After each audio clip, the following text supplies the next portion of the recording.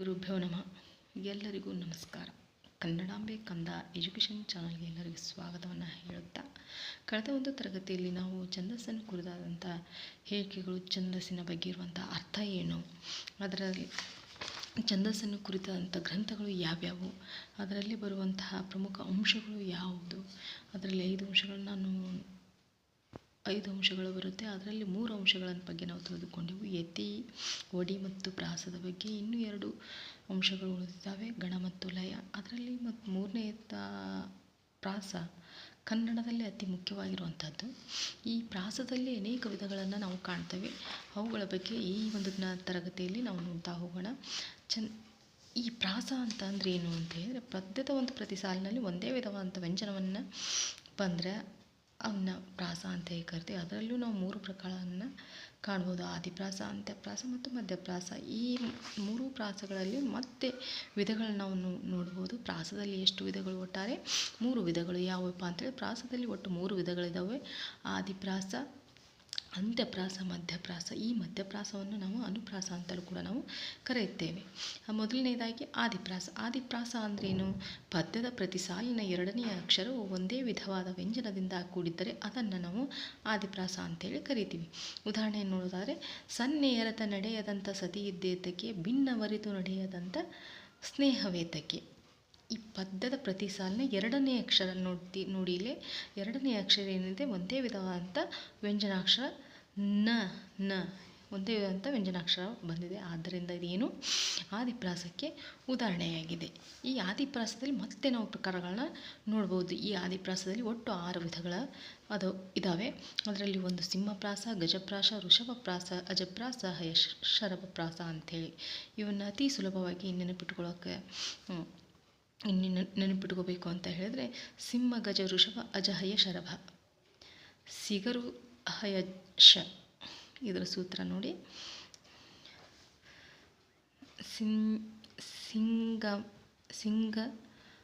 ಸಿಂಗರು, ಹಯ, ಶ. ಇದು ನೆನಪಿಟ್ಕೊಳ್ಳೋಕ್ಕೆ ಇರುವಂಥ ಸೂತ್ರ. ಈ ಆದಿಪ್ರಾಸದ ಪ್ರಕಾರಗಳನ್ನು ನೆನಪಿಟ್ಕೊಳ್ಳೋದು ಅತಿ ಸುಲಭವಾದ ಒಂದು ಸೂತ್ರ ಅಂದರೆ ಸಿಂಗಮ ಅಹಯಶ ಅಂತ ಹೇಳಿ ನೆನಪಿಟ್ಕೋಬೋದು. ಈ 6 ಪ್ರಕಾರಗಳನ್ನು ಒಂದೊಂದನ್ನು ನಾವು ನೋಡ್ತಾ ಹೋಗೋಣ. ಸಿಂಹಪ್ರಾಸ ಅಂದ್ರೇನು? ಮೊದಲನೇದಾಗಿ ಸಿಂಹಪ್ರಾಸ ಅಂತ ಹೇಳಿದರೆ, ಪ್ರಾಸಾಕ್ಷರದ ಹಿಂದಿನ ಅಕ್ಷರ ಋಸ್ವವಾಗಿರುತ್ತೆ. ಯಾವಾಗಲೂ ಇದೇನು? ಸ್ವರದಿಂದ ಋಸ್ವವಾಗಿದ್ದು ಅದು ಯಾವಾಗಲೂ ಏನು ಮಾಡಿರುತ್ತೆ? ಸ್ವರದಿಂದ ಕೂಡಿರುತ್ತೆ. ಇದು ಪ್ರಾಸಾಕ್ಷರದ ಹಿಂದಿನ ಅಕ್ಷರ ಋಸ್ವ ಆಗಿರುತ್ತೆ ಮತ್ತು ಸ್ವರದಿಂದ ಕೂಡಿರುತ್ತೆ. ಇದನ್ನು ನಾವು ಸಿಂಹಪ್ರಾಸ ಅಂತೇಳಿ ಕರಿತೀವಿ. ಹಾಗಾದರೆ ಉದಾಹರಣೆ ನೋಡಿ: ಒಳ ಹೊಕ್ಕು ನೋಡೆ ಭಾರತ, ದೊಳಗಣ ಕಥೆಯಲ್ಲಮೀ. ಒಳ ದೊಳ ದುಸ್ವರ. ಅದರಿಂದ ಏನು? ಸಿಂಹಪ್ರಾಸ. ಗಜಪ್ರಾಸ ಎರಡನೇದೇನು? ಗಜಪ್ರಾಸ ಅಂದ್ರೇನು? ಆದಿಪ್ರಾಸಾಕ್ಷರದ ಹಿಂದಿನ ಅಕ್ಷರ ದೀರ್ಘಸ್ವರದಿಂದ ಕೂಡಿದ್ದರೆ ಗಜಪ್ರಾಸವೆನಿಸುವುದು. ಆದಿಪ್ರಾಸಾಕ್ಷರದ ಹಿಂದಿನ ಅಕ್ಷರ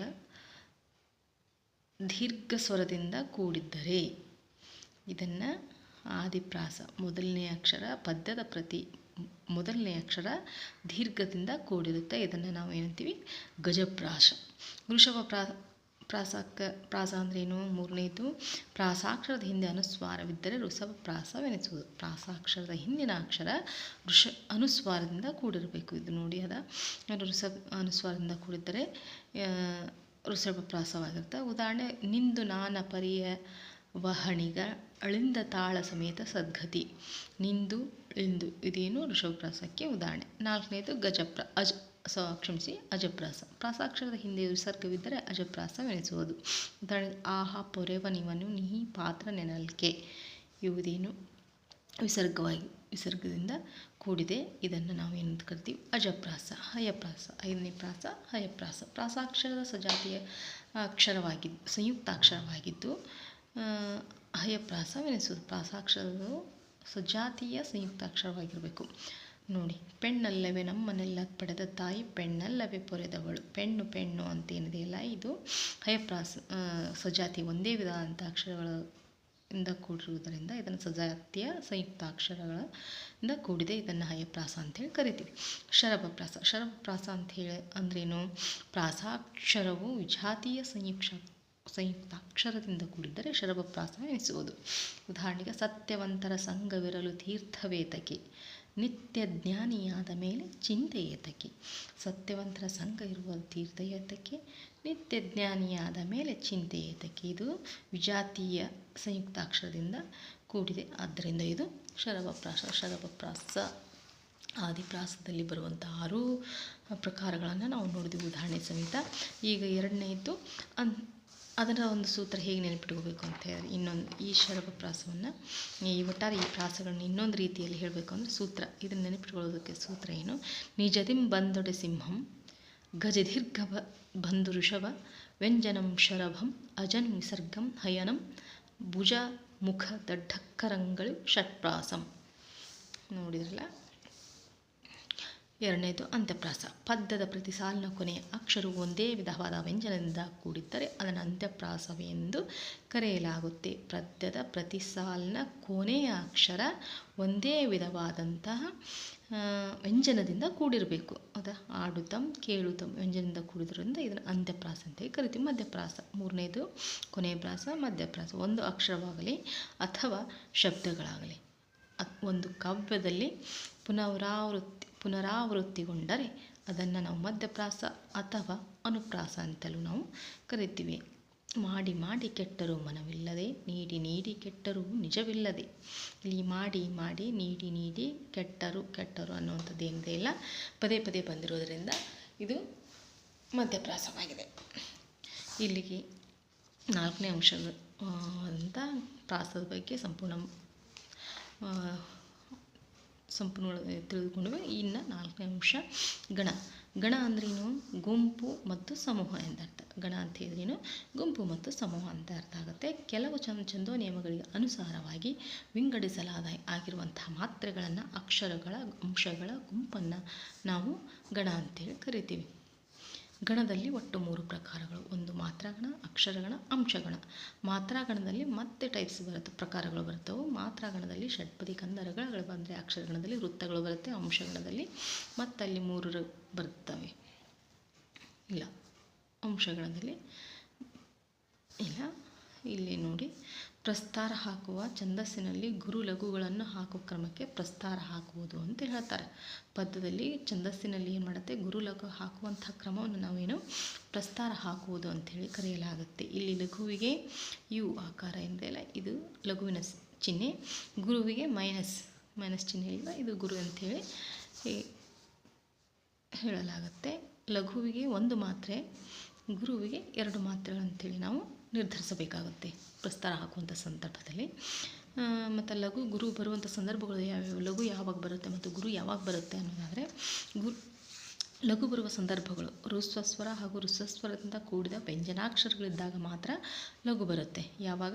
ಋಸ್ವಸ್ವರ ಹಾಗೂ ಋಸ್ವಸ್ವರದಿಂದ ಕೂಡಿದಂಥ ವ್ಯಂಜನಗಳಿದ್ದಾಗ ಲಘು ಬರುತ್ತೆ. ಶಿಥಿಲ ದ್ವಿತ್ವ ಹಿಂದಿನ ಅಕ್ಷರ ಋಸ್ವವಾಗಿದ್ದರೂ ಕೂಡ ಲಘು ಬರುತ್ತೆ. 2 ಸಂದರ್ಭದಲ್ಲಿ ಮಾತ್ರ ಏನಾಗುತ್ತೆ? ಲಘು ಬರುತ್ತೆ. ಋಸ್ವಸ್ವರ ಮತ್ತು ಋಸ್ವಸ್ವರದಿಂದ ಕೂಡಿದ ವ್ಯಂಜನಾಕ್ಷರಗಳಿದ್ದಾಗ ಲಘು ಬರುತ್ತೆ, ಮತ್ತು ಶಿಥಿಲ ದ್ವಿತ್ವದ ಹಿಂದಿನ ಅಕ್ಷರ ಋಸ್ವವಾಗಿದ್ದರೂ ಕೂಡ ಲಘು ಬರುತ್ತೆ. ಗುರು ಬರುವ ಸಂದರ್ಭಗಳು: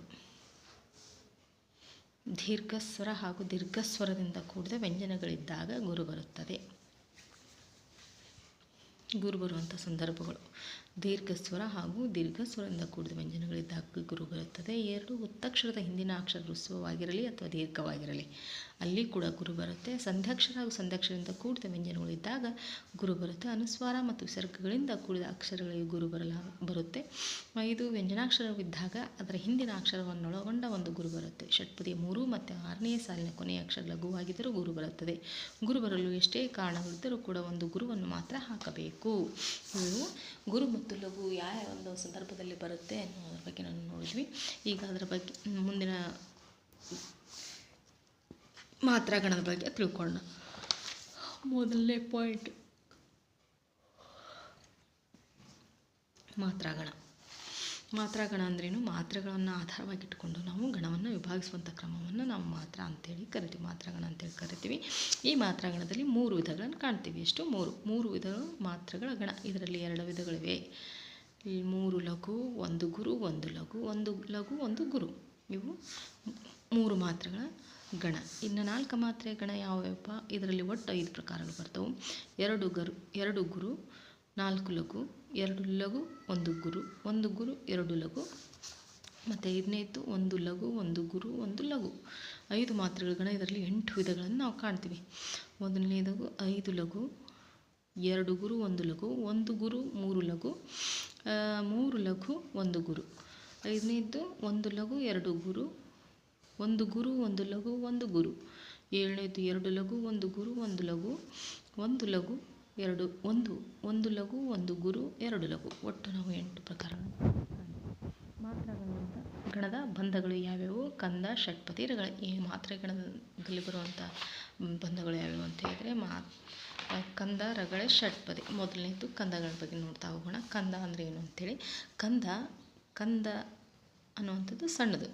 ಕಂದವು ಪ್ರಾಚೀನ ಪ್ರೌಢ ಚಂಪೂಕಾವ್ಯಗಳ ಬಹು ಪ್ರಚಲಿತವಾಗಿರುವಂಥ ಕವಿಜನಪ್ರಿಯವಾದಂಥ ಶಾಸ್ತ್ರವಾಗಿದೆ. ಯಾವುದು? ಈ ಕಂದ ಪದ್ಯ. ಈ ಕಂದ ಪದ್ಯವು ಒಟ್ಟು 4 ಸಾಲುಗಳನ್ನು ಒಳಗೊಂಡಿರುತ್ತೆ. ಒಟ್ಟಾರೆಗೆ ಎಷ್ಟು?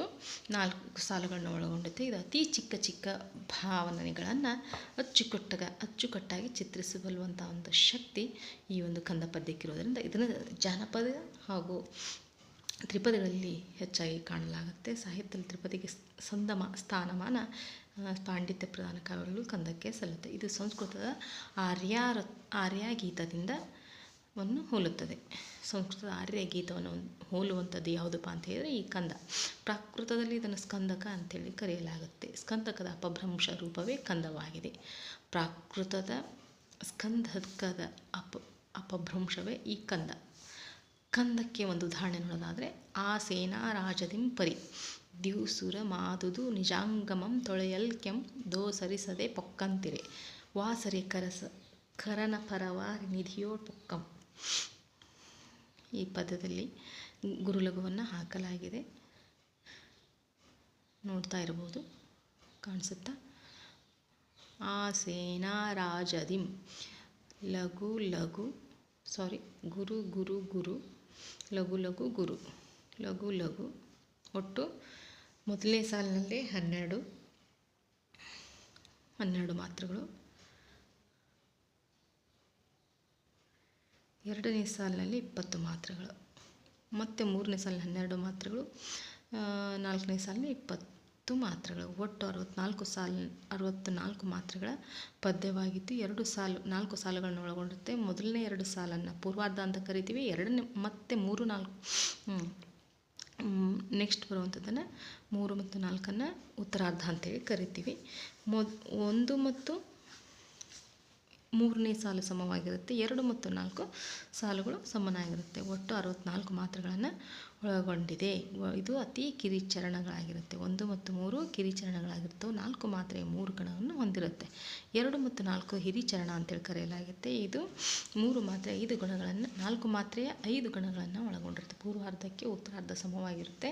ಆದ್ದರಿಂದ ಇದನ್ನು ಅರ್ಧ ಸಮವೃತ್ತ ಪದ್ಯ ಅಂತೇಳಿ ಕರಿತೀವಿ. ಯಾವುದಕ್ಕೆ ನಾವು ಅರ್ಧ ಸಮವೃತ್ತ ಪದ್ಯ ಅಂತೇಳಿ ಕರಿತೀವಿ ಅಂದರೆ ಪೂರ್ವಾರ್ಧಕ್ಕೆ ಇದು ಉತ್ತರಾರ್ಧ. ಈ ಪೂರ್ವಾರ್ಧ ಇದು ಎಷ್ಟಿದೆಯೋ ಅಷ್ಟೇ ಉತ್ತರಾರ್ಧವು ಸಮನಾಗಿರುತ್ತೆ. ಆದ್ದರಿಂದ ಇದನ್ನು ನಾವೇನಂತ ಕರೀತೀವಿ ಅಂದರೆ ಅರ್ಧ ಸಮವೃತ್ತ ಪದ್ಯ ಅಂತೇಳಿ ನಾವು ಈ ಕಂದ ಪದ್ಯವನ್ನು ಕರೆಯುತ್ತೇವೆ.